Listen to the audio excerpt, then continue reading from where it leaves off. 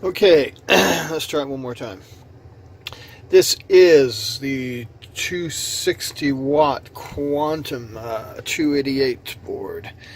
288 little LEDs, each rated for 3 volts per board. There's 2 boards on an aluminum heatsink, though there's really no heat to be talked about.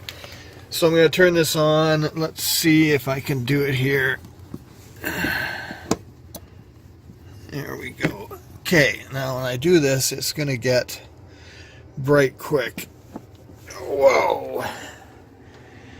So, there, and I can't look at it. Like, I really can't look at it. It's way too bright for me to look at. This is kind of adjusted.